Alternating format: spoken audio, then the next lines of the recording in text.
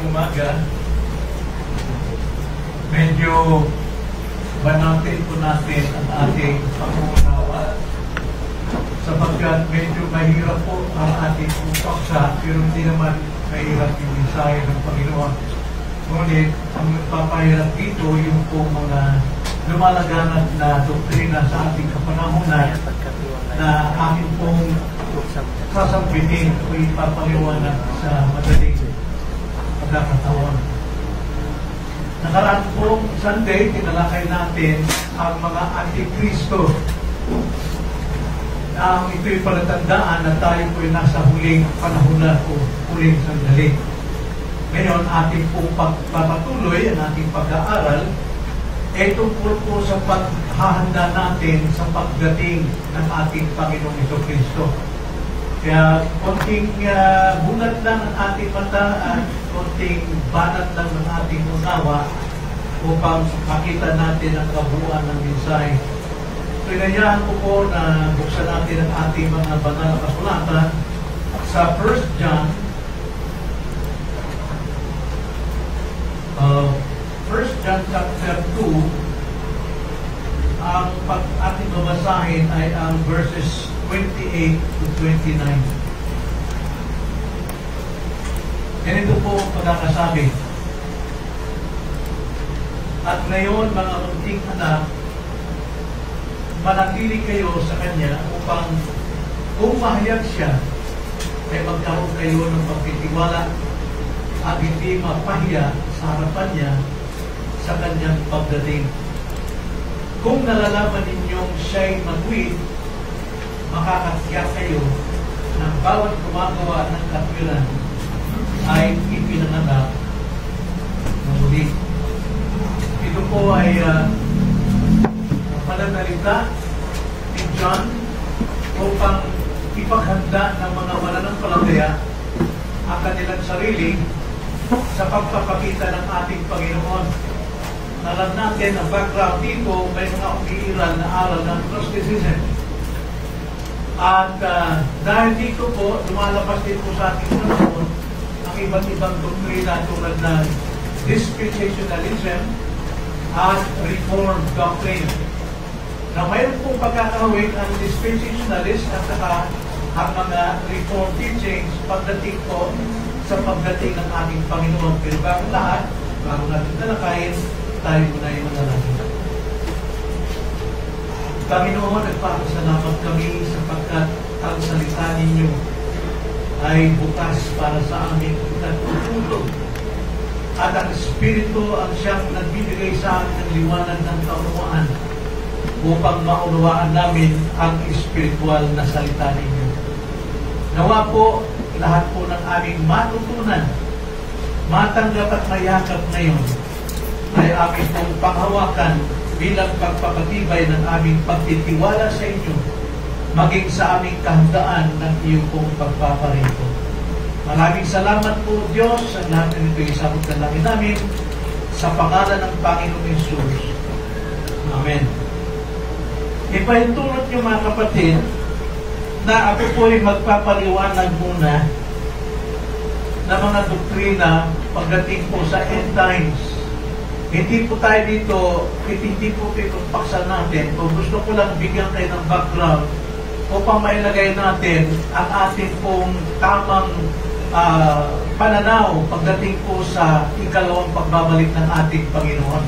Bakit po ikadalawa? Sapagkat dumating na siya sa una. At ito yung kanyang kapanganakan, ang kanyang paglaki, paglilingkod hanggang sa kamatayan sa krus. At siya'y umakyat sa langit, at siya'y nangako na siya'y muling babalik. Kailan? Yan po ang ating pong tatalakayin ngayon. So gusto ko lamang po ipagtanaw sa inyo sa pagdating po sa pagdating ng Panginoon, may nakahalaga rito, maunawaan natin yung tinatawag na pre-tribulation, mid-tribulation, at saka post-tribulation. Ito pong tatlong ito ay napapasailalim din po naman sa doktrina po na tinatawag na premillennialism pasensya na kayo, hindi ko pronounce maayos. At saka Arminianism, at saka post-millennialism. Pasensya na kayo. Nice po i-join natin, no? Para maunawaan natin. Ito po yung panahon natin.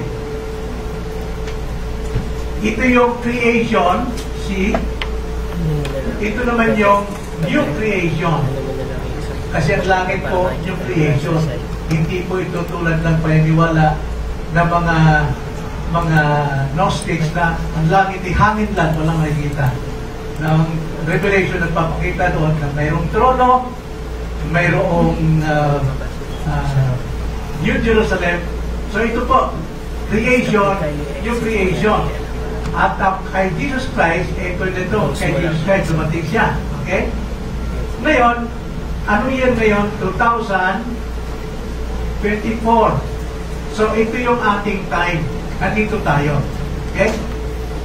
Ngayon, ayon po sa mga tinatawag na pre-millennialism o pre-millennialist millennial. Pasensya na kayo, hindi ako rito sa ganitong aral. Pero gusto ko lang pilitin ko ipaliwanag sa inyo. Pre-millennialist, naniniwala sila na sa ating panahon, darating sa pre-millennialist, pinangawakan din nila ang pre-tribulation. Mahalaga ito dahil dito po malalaman kung kailan po ang rapture. Kayo ba naniniwala may rapture? Tignan natin. Pag may paliwanag ko nito, no? So, naniwala ang mga premillennial na mayroong tribulation. Ang tribulation dito, 7 years. 7 years tribulation. Andito tayo, darating ngayon itong tribulation, itong 7 years na ito. Pagkatapos, ito naman yung millennium. 1,000 taon. Naniniwala ang mga pre-trib na si Kristo ay darating bago mag-tribulation, 7 years. No? Naniniwala sila, magra-rapture dito. Nandito tayo sa panahon ito, nagsisimula ngayon ang huling panahon, darating ang Panginoon sa rapture dito. Bago. O di kaya, maaaring sakit na rin. Darating ang Panginoon. Yan ang pre-trib. No? At pagkatapos nun, ikukulong si Satanas sa Revelation chapter 9 verse 7 ng 1,000 taon.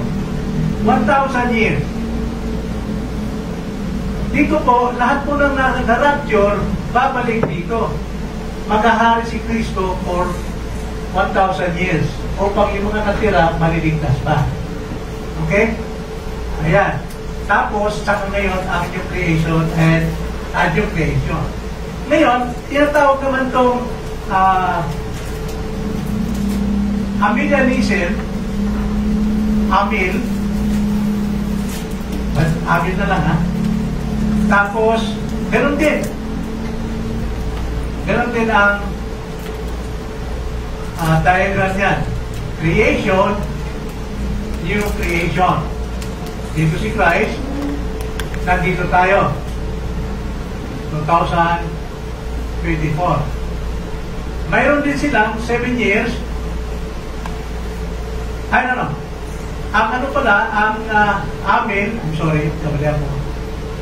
Yung po yung 1,000 years, yung millennium, well, hindi naman ito literal talaga ng millennium, 1,000 years, kundi length of days, yung haba ng panahon.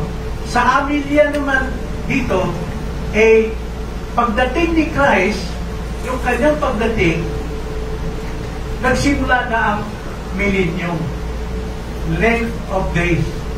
Tapos, dito po ang rapture, sa huli at saka judgment. So, mayroong rapture. No? Ang rapture ng pre-trib, anong pre-mill dito sa bago mag 7 years na ang tribulation of desolation. No? Pero sa mga Amil, hindi naniniwala na dito po ay mayroong rapture dito, walang rapture, kundi dito. Pero, naniniwala dito na mayroon pong 70 years na pagbagsak noong Jerusalem. 70 years. Sorry. Bakit kamo? Kasi ito yung prophecy of Jesus Christ, Matthew 24, na walang batong mananatili sa kapwa bato. Babagsak ang Jerusalem. At sabi, dito yung mga antikristo lalabas. Ngayon, walang millennium dahil ang alam nila, itong rapture dito mangyari sa katapusan talaga sa new heaven and new earth. Kaya pagpasok ni Jesus Christ, according to Matthew 12:29, si Satanas na naghahari mula rito, dito pa lang siya ay ginabi na ni Jesus Christ. Naalala ni Parapos ng isang malakas na tao na ginapos. No? Pagdating ni Christ, magsimula si Christ sa kanyang ministeryo, ginapos na upang malayang may palawak ang Ebanghelyo para maraming maligtas. Okay? Pero yung mga pre-mill, daranas pa ng 7 years tribulation according to Daniel. Sa Daniel na book of Daniel, at saka magkakaroon ng millennium. Pero, sa amin, simula kay Christ, hanggang ngayon, nasa millennium na tayo, o late of days, kaya maraming naliligtas, at sa totoo niyan, nire-recover ngayong sanlibutan hanggang maging new creation. Ang sabi nila, sabi ng turo, pasama ng pasama, ang tao, pabulok na pabulok ang sanlibutan. Ang sistema, pabulok ng pabulok. Pagdating 2 Peter, wawasakin yan at lilikhaan ng bagong langit at lupa. Yun ang paniwala ng Amen. Pangatlo naman, yung paniniwala naman ng post-mill. Okay? Creation, new creation. Jesus Christ, year 2024. Ganon din. Mayroon din 7 years tribulation.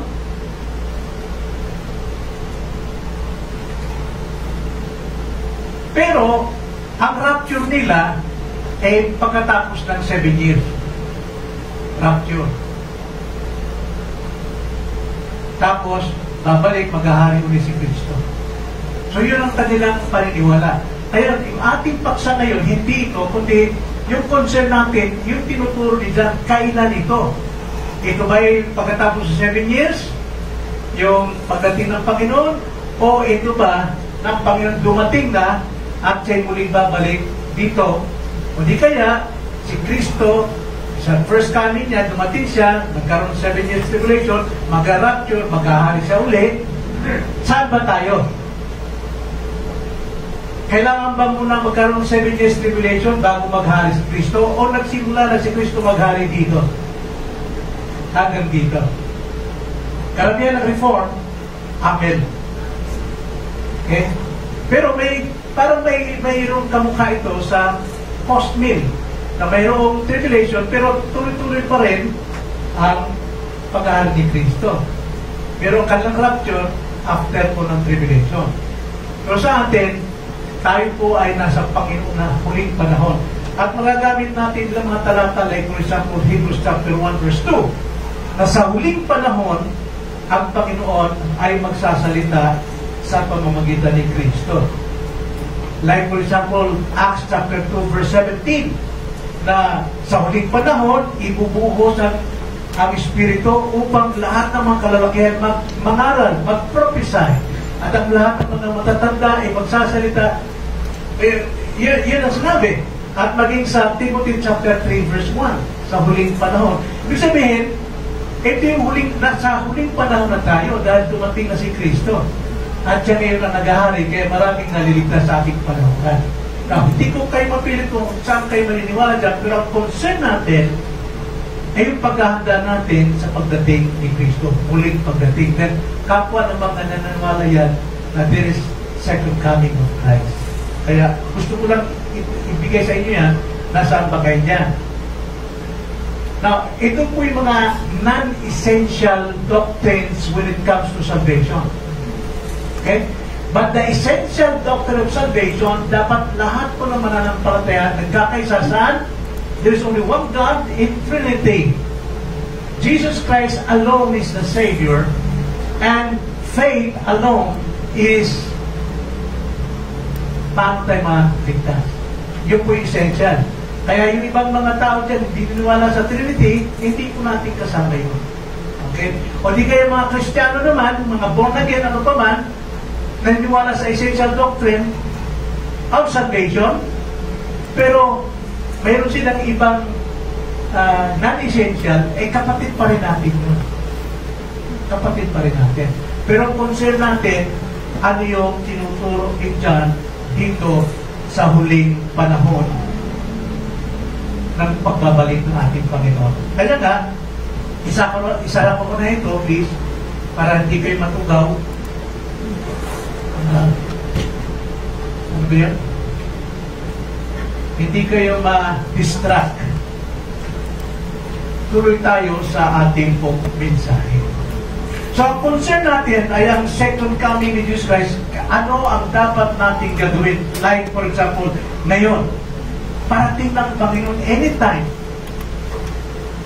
Sapagkat nangyari na po yung 1,000 years o length of days ng pagkahari ni Kristo. At ang rapture natin, according to 1 Thessalonians chapter 4, ito po sa huling panahon, huling sandali, dahil ibababa niya rin ang hatol. Hindi ito rin iba na rapture muna, maghahari si Kristo, para yung mga unbeliever, yung mga tigas-ulo maliligtas pa. Wala kong gano'n. Okay?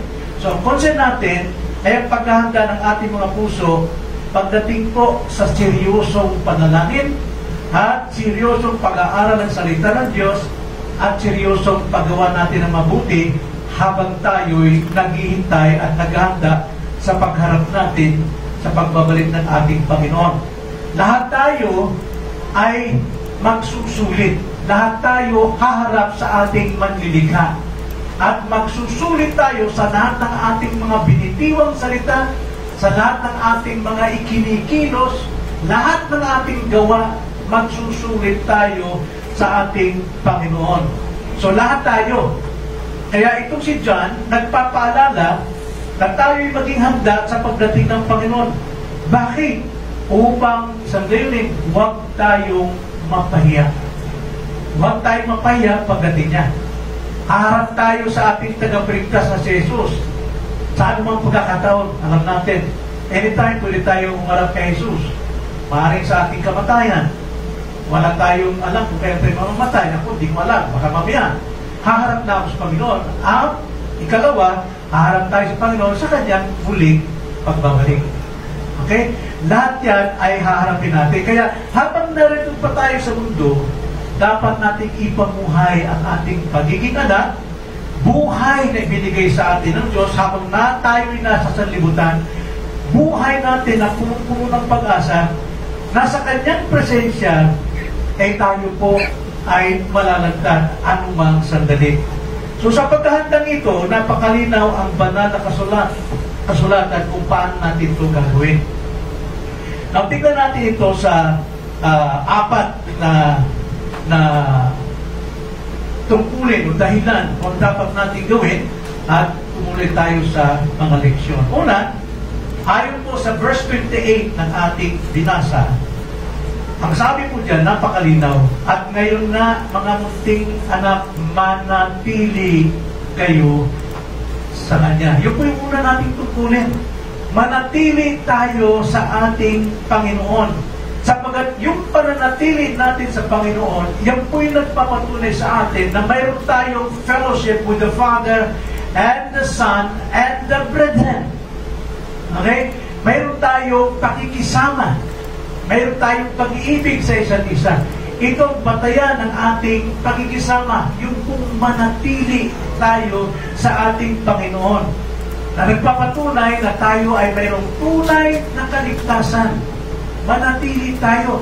Ano bang kalagayan? Ano bang sirkumstansya ng buhay natin? Saan man tayo nalalagay? Sa problema man, sa mga pagsubok man, sa anumang mga trahedya sa buhay, manatili pa rin tayo sa Kanya. Tungkulin natin yon. Bagaman tayo nakaupo na sa punong ubas, pero tungkulin pa rin natin manatili tayo sa Kanya. Ito'y tanda ng ating kaligtasan. So, kaligtasan natin, bagaman ito ay once and for all, no? Ang kaligtasan natin ay once saved, always saved, pero dapat nakikita ito sa buhay natin na tayo na nanatili sa Kanya. Okay? Hindi tayo pumapasok o pumupunta sa iba't ibang bagay sa sanlibutan. 1 John chapter 2, verse 3 to 4. Ganito ang pagkakasabi. At sa ganito'y nalalaman natin na siya'y kilala natin kung tinutupad natin ang Kanyang mga utos. At nagsasabing, kilala ko siya. Ngunit hindi tinutupad ang Kanyang mga utos ay sinungaling. At ang katotohanan ay wala sa Kanya. Nakita nyo? Yung nananatiling tayo sa ating Panginoon, tayo nagpapatuloy na sumusunod sa Kanyang mga utos. Okay? Tayo sumusunod sa Kanyang utos. Na utos ng Panginoon sa atin, hindi ito utos para tayo maligtas. Kundi ang utos na sa atin, na natanim sa ating puso, upang tayo mamuhay ng may kabanalan. Okay? Iba yung utos na ito. Tayo nasa biyaya na, pero ang utos, turuan tayo lumakad at manatili sa Kanya. So, ito yung ating pagtupad sa ating pakikisama sa ating Panginoon. Hawak natin ang patutuong ito, mga kapatid. Hawak natin patutuong ito na tayo'y nananatili kay Kristo. Ito yung assurance ng ating kaligtasan. Once you are saved, you're always saved. Pero dapat nakikita sa atin ang pagsunod at pagtupad sa Kanya. 1 John chapter 5, verse 11. Verse 11, 12, ganito ang pagkakasabi. At ito ang panuto, and the testimony is this, sabi niya, na tayo binigyan ng Diyos ng buhay na walang hanggan, at ang buhay na ito ay nasa Kanyang anak. Okay? Yung buhay natin, bago ngayon, mayroon tayong buhay na walang hanggan. Ito'y dahil na kay Kristo na nandili sa atin. Okay? Verse 12, ang kinaroroonan ng anak ay kinaroroonan ng buhay. Ang hindi kinaroroonan ng anak ng Diyos ay hindi kinaroroonan ng buhay. Yun yung ating security, assurance of salvation. Ito yung ating pananatiling sa Kanya. Ipabuhay natin, assured tayo eh. So, tayo po ay lumakad. Sa English, ganito pa kasabi, and the testimony is this, that God has given us eternal life, and this life is in His Son. He who has the Son has the life. He who does not have the Son of God does not have life. Bilang anak, naging anak tayo dahil nananahan ang Espiritu ni Kristo. So we can cry to God as our Father, our Daddy. Not only our Creator, but Daddy. So, yun po yung panutuo. At tayo binigyan ng banal na Espiritu upang magpatibay sa atin sa araw-araw. 1 John chapter 4, verse 13. Ganito po ang pagkakasabi. Dito'y nalalaman natin na kami nananatili sa Kanya at siya'y sa amin sapagkat binigyan niya kami ng Kanyang Espiritu. So, ito yung patunay sa atin na tayo nananatili sa Diyos. Kung sabi ni John sa kanilang sarili, sapagkat alam nilang mayroong Espiritu na nanahan sa Kanya. Kanyang Espiritu yun, sa atin. Kanya na, Romans 8, 15, 17, the Spirit of God bears witness with our spirit that we are child of God. Yun po yung katibayan dyan. Manatili tayo dyan sa katotohanan niya. Huwag nating pigatiin ang banal na Espiritu. Na tayo nag-ugali, nagsasalita ng hindi tama, masasamang salita, betting joke, ano pa man, o di kaya ginagamit natin ng banal na Diyos sa kanyang pangalan o kanyang gawa sa mga maling konteksto, maling pamamaraan. Huwag natin pigatiin ng banal na Espiritu. Kaiba pong pamumuhay ng isang anak ng Diyos. Kaya nga, ang sabi sa Ephesians chapter 4 verse 30, sa lahat ng ating ginagawa, huwag din yung pigatiin ng Espiritu Santo ng Diyos na sa pamamagitan niya kayo'y tinatagan para sa araw ng pagtubos. Na pagtubos dyan, hindi po yung kaligtasan natin, kundi pagtubos ng ating katawan.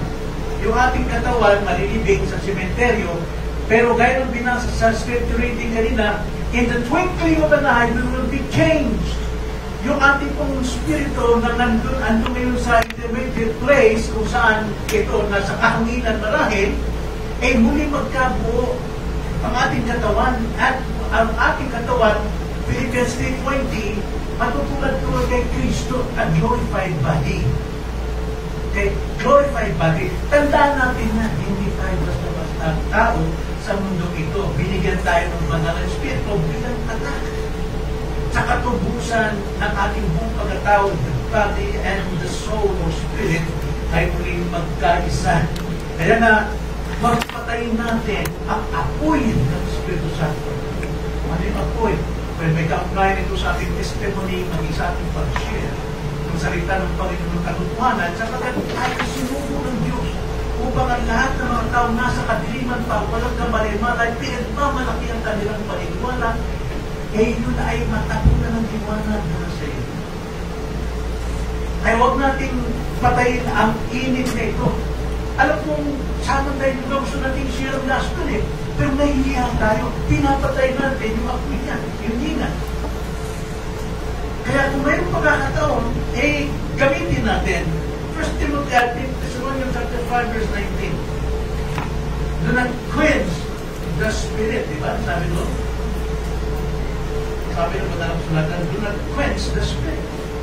Kaya tayo po ay manatili kay Kristo sapagkat ito po ay patunay ng ating kaligtasan at patunay na tayo mayroong Espiritu Santo at tayo patunay na mayroon tayong lakas at puwersa lumayo sa lahat ng kaalayan ng sanlibutan.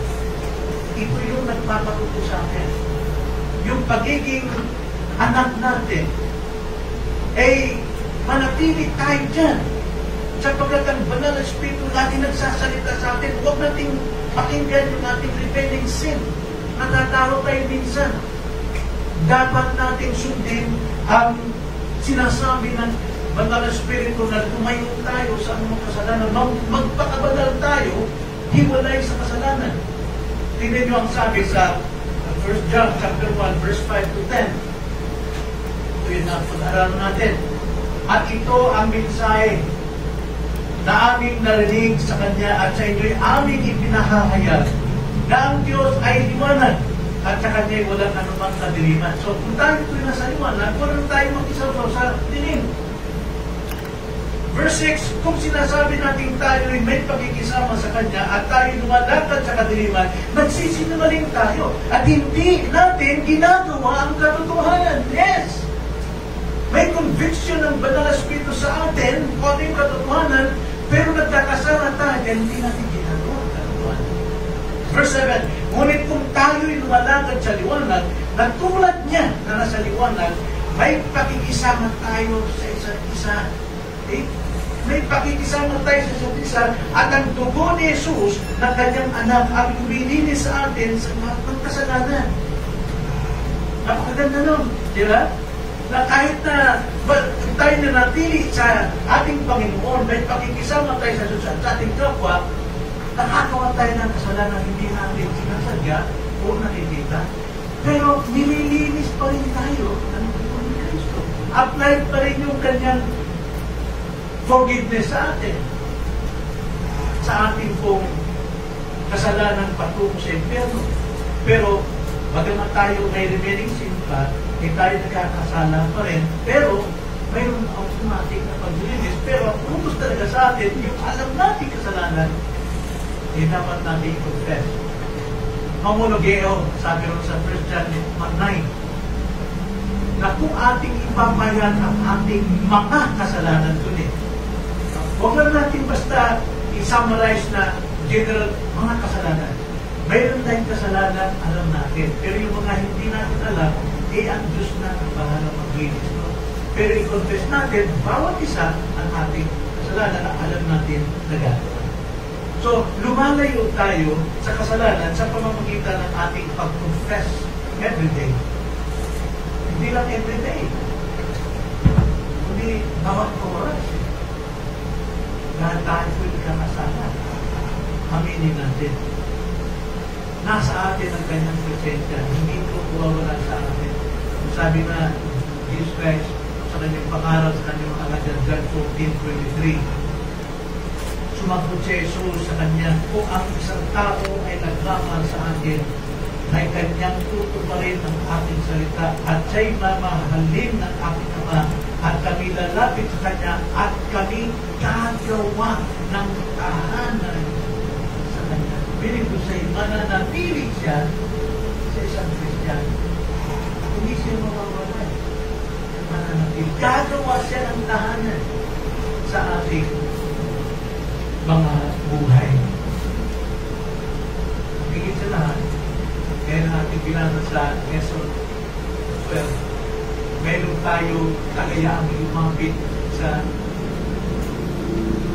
sentro ng kanyang biyaya at napapakinggan ang ating pananampalataya, ating pananalangin. Kaya nga sabi ni Jesus Christ sa kanyang pong allegory sa John 15, na siya yung puno at tayo sa sabi sa verse 7, if you abide in me and my words abide in you, ask whatever you wish and it will be done. You ask. At ito, nandiyan siya. Gumagawa siya ng tahanan sa ating mga buhay. So yun yung una. Ayon sa verse 28, tayo'y manatili kay Kristo. Ikalawa, ayon sa verse 28 pa rin, masasaksihan natin ang pagpapakita ni Kristo. Makikita natin talaga siya sa kanyang pagdating. Ito yung pagpapahin ng Panginoon at si Kristo, na si Jesucristo ay kanyang ipinangako. Sa kanyang ipinangako. Tagong talata ang magpapatunay sa atin kung anong dapat natin gawin sa kanyang pagpapakita. Una, Revelations 22 verse 7. Ganito ang pagkakasabi. Ako'y malapit ng dumating. No? And behold, I am coming quickly. Blessed is he who heeds the words of the prophecy of the book. Ibig sabihin, ano pong pagdating ng Panginoon? Magiging mapalad tayo na nakasasaksi ng kanyang pagbabalik dahil tinutupad natin ang kanyang mga salita. Then verse 12, doon pa rin sa the same book, Revelations 22 verse 12. Ako'y malapit ng dumating at dala ko ang aking gantimpala upang gantihan ang bawat isa ayon sa kanyang ginawa. Darating ang Panginoon upang tayo'y makatanggap ng gantimpala sa ayon sa ating mga ginawa. Yun po yung pangako ng Panginoon. And again, sa verse 20, the same chapter, ang nagpapatotoo sa mga bagay na ito na nagsasabi, ako'y malapit ng dumating. Amen. Sinemyuhan pa ng Panginoon yan. Amen. Pumarito ka, Panginoon Jesus. Ibig sabihin, kinagagalak natin na sa po'y ating makita. Kaya dito, sa panawagan ito, sa kanyang pagpapakita, makikita natin, pinagahanda niya tayo upang ibigin ang kanyang pagdating. Marami po kung narinig yung binibiro. Ayaw mo pa tumating ng Panginoon, di pa ako pwede sa utang. Para ba na may kasama ang linipat ko at ito, pamimintan. Ibig sabihin, ikaw may control, ikaw may gusto na kung siya bumalik dahil masama ka pa. Bakit hindi mo magsisi? Bakit hindi ka sumampalataya? Yun ang kailangan natin. Pinaghahanda tayo. Tulad mga Kristiyano. Marami pang gustong maabot sa buhay. Marami pang gustong maangkin na mga bagay sa buhay. Hangad nila unang bumalik ang Panginoon. Yung may excited natin, gusto tayo ito. Para sa akin, itong may kasandaran ako, ito, bumalik ka. Gusto mo na makinilapay. Sabi ko, bumalik ang Panginoon, alam mo naman, sige kami niya, hindi ko makain. Sabi ko,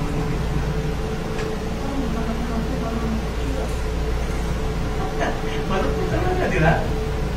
Pero, talagang lobby ng Panginoon natin hindi. Napaganda naman tayo. 2 Timothy chapter 4 verse 8. Ang sabi ko rin Paul, kaya mula ngayon ay nakalaan na sa atin ang putong ng pagwiran na ibibigay sa akin ng Panginoon kapag nahukom sa araw na yun at hindi lamang sa akin kundi sa lahat din naman ng naghahangad sa kanya pagsasakitan. Well, ito yung sinasabi ni Paul dito sa unang bahagi. Kaya mula ngayon, nakalaan na sa atin. Handa na siya. Dapat maghanda na tayo. Anong paghanda?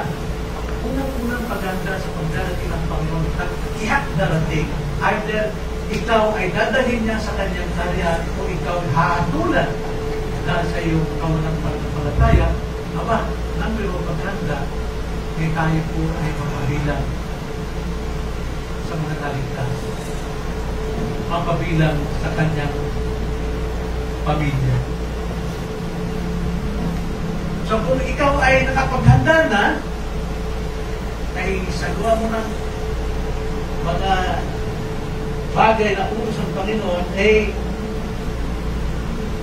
hindi naman napabayaan natin ito, hindi pa buhay natin ang ating ano ba nakatutulong natin ngayon?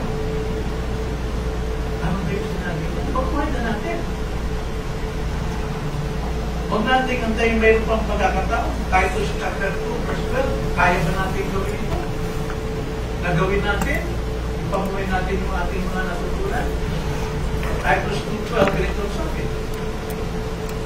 Ang biyaya ng Diyos, sabi na sa verse 11, dumating na sa atin, na nagtuturo sa atin na matapos itakwil ang kasamaan at mga makamundong pagnanasa ay dapat tayong mamuhay ng may katinuan, matuwid at banal sa kasalukuyang panahon. Lahat tayo, taglay natin ang biyaya. Right? Kung taglay natin ang biyaya, meron tayong katanang gawin sa katuparan ng lahat natin mga katutunan. Huwag natin pilitiin ang Espiritu ng Diyos na tayo po'y nagpapabaya. Kaya na, ang pagdating ng Panginoon, tanawin natin ito sa kalimutan. Matatapos na natin paghilitan. Sabi na sa Romans chapter 8 na hindi may kukumpara yung kagalakan, karyan kalwalakian ng ating maikling panahong paghihirap sa kalwalakian na rin sa ating Panginoon.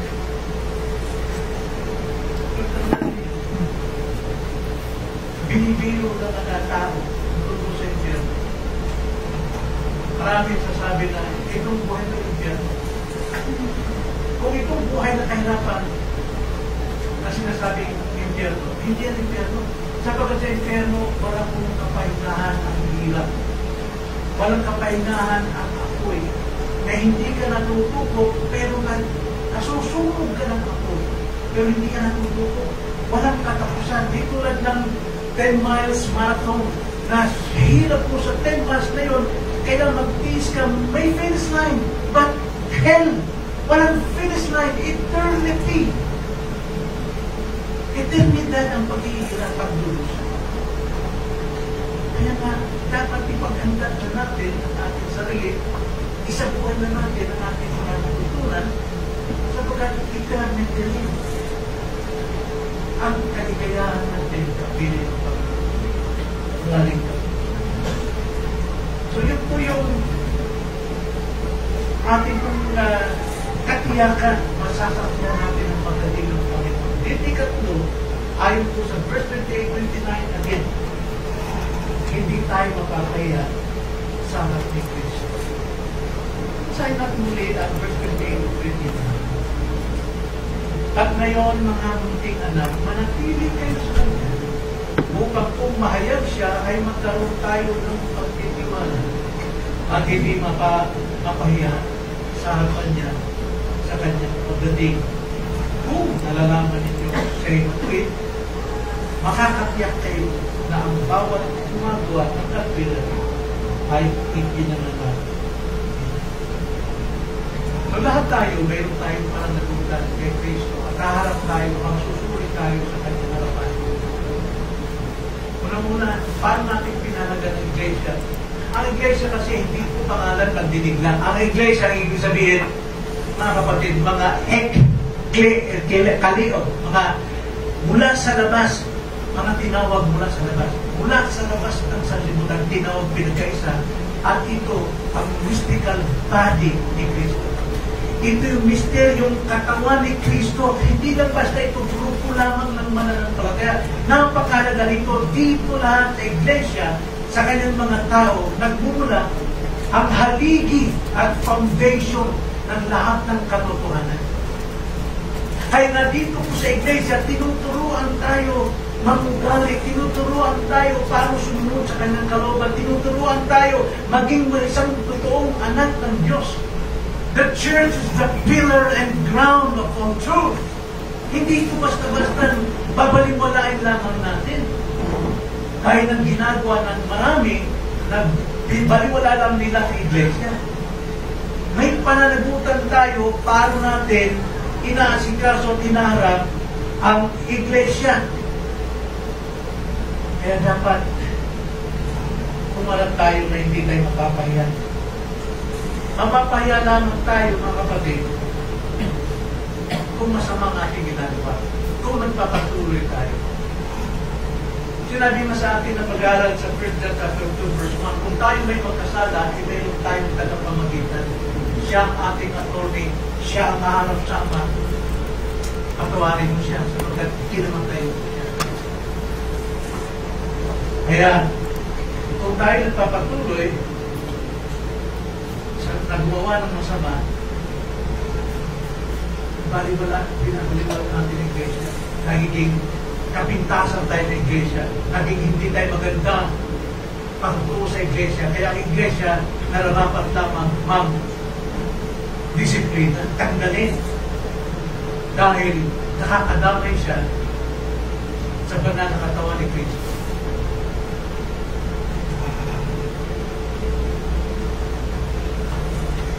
Kaya lahat, harap tayo, gagantihan tayo ng Panginoon sa ating mga gawa. Revelation 22 verse 12, sabi niya, nabasa natin ito kanina, ako'y malapit nang dumating at dala ko ang aking gantipala upang gantihan ang bawat isa ayon sa kanya. So yung una, mapapaya lamang tayo kung tayo nagpapatuloy gumawa ng masama. Masama po, ibig sabihin, hindi na sa ating pansariling kasamaan, kundi masama na ang apekto sa banal na katawan ng ating Panginoon. Then ikalawa, mapapaya lamang tayo dahil sa nasasayang na buhay natin sa mundo.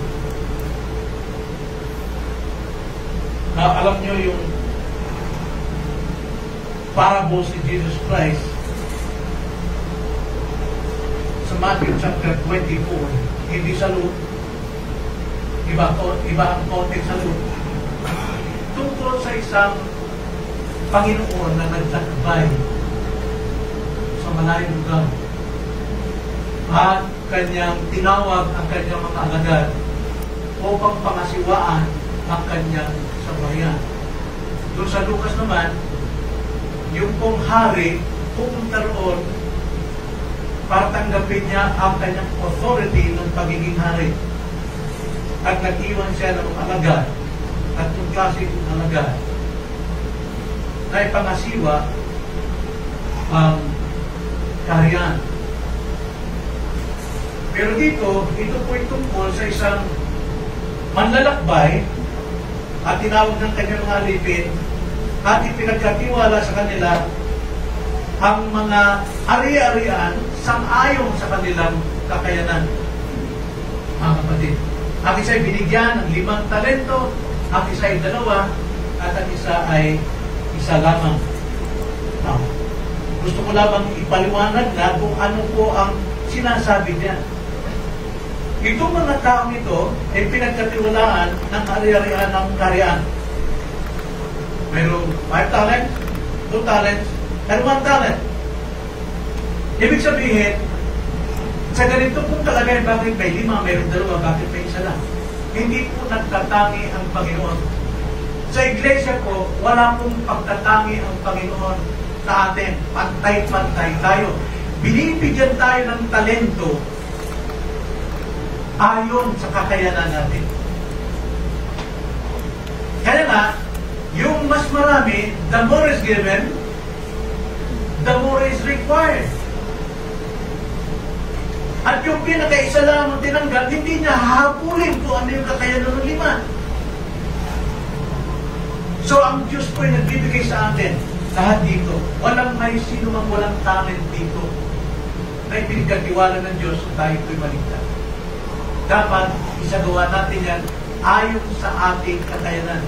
Huwag natin pangarin na nasumikat kaysa iba. Romans 12 verse 3. Ang sabi roon, sa paglilingkod natin, pag-ibayuhin natin ang kakayanang pananampalataya natin para sa kanyang kapurihan. At ito po ang sinasabi rito. Hindi siya nagtatingin, kundi gamitin natin ayon sa ating kakayanan. Huwag nating ikahiya dahil isa lang ang binigay sa atin. Dahil ako'y tagahugas lamang ng plato sa loob ng iglesia. O ako'y taga-welcome lang sa harapan ng mga bisita. Huwag nating ikahiya. Pag-ibayuhin mo yan. Kung ikaw ay isang deacon, huwag mong hangarin na maging sikat ka, super. Kung ikaw isang pastor, huwag mong hangarin na maging katulad ka nila James Wagatos. Wow. Kung ikaw ay isang mangangaral, huwag mong ipakita na mas malaki ka, mas magpakinabangan ka. No. Gawin mo kung ano yung pinagkatiwala sa iyo ng Panginoon. Kasi mayroon kang pananagutan niya. Hindi ito pataasan. At huwag nating ikatakot na ay magkamali tulad ng isang 1 talent. Hindi niya ito pinangalakan dahil natatakot siya. Baka mawala sa kanya, kaisa-isa na lang eh. Baka mamaya magkamali ako, mapahiya ako. Pero sabi ng Panginoon, sana diniposit mo sa bangko, kung hindi mo kaya parang ipangalakan, tumulungan lang. Alam mo pa lang ako'y maani sa mga hindi ko tinanim. Ibig sabihin, nasa Diyos ang lahat ng kontrol. Kung isa lang talento mo, gagamitin mo, ang Diyos siyang mag-aani. Siya mabibigyan ng kapurihan. So, kaya nga, nais ng Panginoon na lahat tayo ay gumagawa dito sa karya ng Diyos. This is the kingdom of God, the church. Ano man ang ating kakayanan? Sapagat kung wala ka sa tungkulin yun, hahanapin ka talaga ng mga kapatid, madidismaya sila. Nagiging stumbling block ka. Dahil kinabukasan sa sunod, iba na naman ang gagawa. Si ganito si Polano, ginawa niya, di ako rin.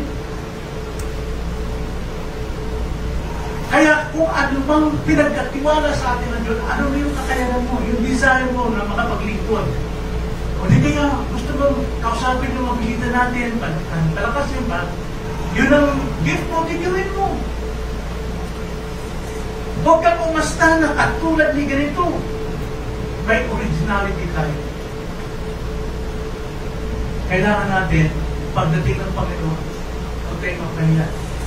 Panginoon, kita mo, isa talent ko, pero bagay ko 5. Bakit? Ginaya ng ginasura. Ginamit mo si Eli Soriano eh. Ginaya mo si ganito eh. Na, hindi po. Kailangan po. Gawin natin yung ating ipinagkatiwala ng Panginoon. Kung upang huwag tayo magpahiya. Then lastly, sa panghuli, again, the same verse, 28-29, mayroon tayong katiyakan sa Kristo. Kapag hindi tayo magpahiya. Kailangan natin dito pagsasanay.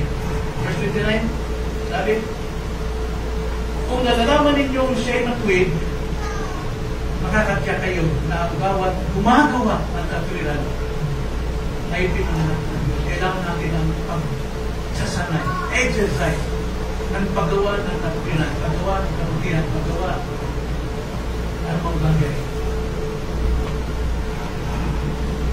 na para po sa kaharian ng Diyos. Gawin natin. Sanayin natin ang ating sarili. Kung alam natin matuwid ang Diyos, dapat matuwid din ang ating ginagawa. Nakatityak tayo po ay born again if we do what is right. Pag ginagawa natin po ay matuwid, huwag tayong padaya ng mga Gnostics. Puros kaalaman. Pero hindi mo makita sa Kanya. Then ikaw, kailangan mayroon tayong pag-uudyok, may motivation, nagmo-motivate tayo sa ating sarili o sa ibang sa kapwa. 1 John 3:2, ganito sabi ni John, mga minamahal, ngayon ay mga anak tayo ng Diyos at hindi pa nahayag kung magiging ano tayo. Nalalaman natin na kung siya'y mahayag, tayo'y magiging katulad niya sapagkat siya'y ating makikita bilang siya. At sino mang may ganitong pag-asa sa Kanya ay naglilinis sa kanyang sarili kaya naman niyang malinis. So nandun yung palagi yung motivation natin na gumagawa tayo ng matuwid dahil tayo mga anak ng Diyos. Kapag siya'y mahayag, matutulad tayo tulad sa Kanya. Ito pag-asa natin. Kaya maglinis tayo ng ating sarili. Then, pangatlo, provision. Panustos natin sa ating buhay. Panustos natin para sa matuwid na buhay. Salita ng Diyos palagi. Mahalin natin sa salita ng Diyos. Unawain natin. Meditate on it day and night. Alam niyo, meditation sa mga Diyos. Inaawit nila yung mga buong Biblia. Araw-araw. At habang sila'y nag-meditate, inuunawan nila verse by verse, word for word, pressure by pressure. Talagang parang sa Bisaya pa nagbagulbul. Parang nagsasalita. Ganon sila mag-meditate. Sa atin din, pag it comes to meditation, ibig sabihin ng meditation, unawain mo yung text, isang verse lang, sino ang Diyos dito, anong kahulugan ito sa akin. Mayroon bang kasalanan na dapat kong ibunyan? Mayroon bang pangako na kailangan kong panghawakan? Ganun pag-meditate. Hindi lang basta diretsong basa, magagawa nito, sino man yan. Pero pwede ka rin bumasa, then kung may nagsalita sa'yo sa talata nito, then meditate ulit. Unawain mo, i-apply mo sa iyong buhay. Meditation. Ito yung panustos natin sa ating pong paghihintay sa Panginoon ay ang salita ng Diyos. Sapagkat ang salita ng Diyos, according to 2 Timothy chapter 3, verse 16 to 17, mapapakinabangan sa lahat ang kailangan natin sa buhay upang tayo ay maging tao ng Diyos. At the same time, habang minimeditate natin ang salita ng Diyos, kumikilos po ang banal na Espiritu sa atin. Tinutulungan tayo sa ating kailangan. Maging sa ating panalangin, Romans 8. Hindi tayo marunong manalangin, pero banal na Espiritu ang siyang nananalangin para sa atin ng tama doon sa Diyos. Panalangin natin minsan, pag inantok tayo, nababanggit natin kaldero, lapis, kutsara, pero ang banal na Espiritu, alam niya kung ano nasa puso natin. Sino ba nakakasisid ng puso natin maliban ng Diyos? At ang banal na Espiritu ang siyang mamamagitan para sa atin upang may hatid ang ating pangangailangan. So, mga kapatid, ito yung mga paghahanda natin sa ating pong paghintay sa pagbabalik ni Kristo. Hindi po madali.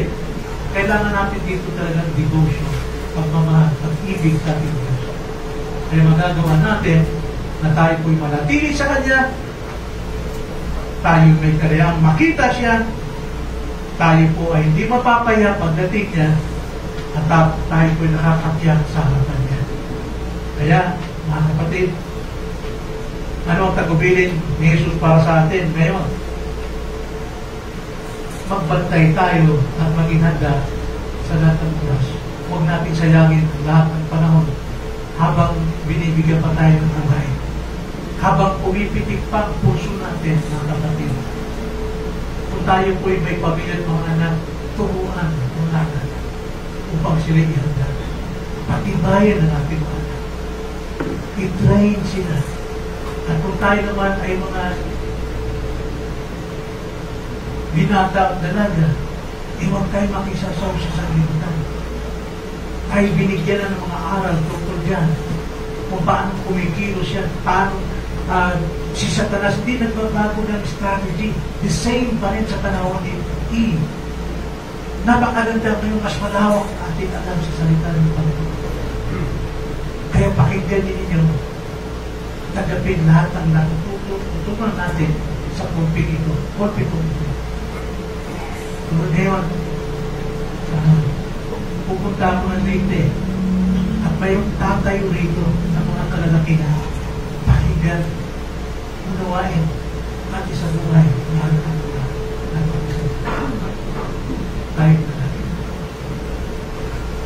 Opo, Panginoon, sa mga sa iyong presensya, ginabayan mo kami sa aming pag-aaral. Pag-usisa sa iyong mga salita, pag-unawa dito, ang ginabanat ang aming kaisipan upang mataghan namin ang mga kapitiwala sa kapalakayanan nito kung siyang gabay sa aming buhay. Salamat po, Ama, na mapanatili niyong itago po sa aming puso upang huwag kami magkasala natin sa ito. Kung aming dalangin sa pangalan ng Panginoon.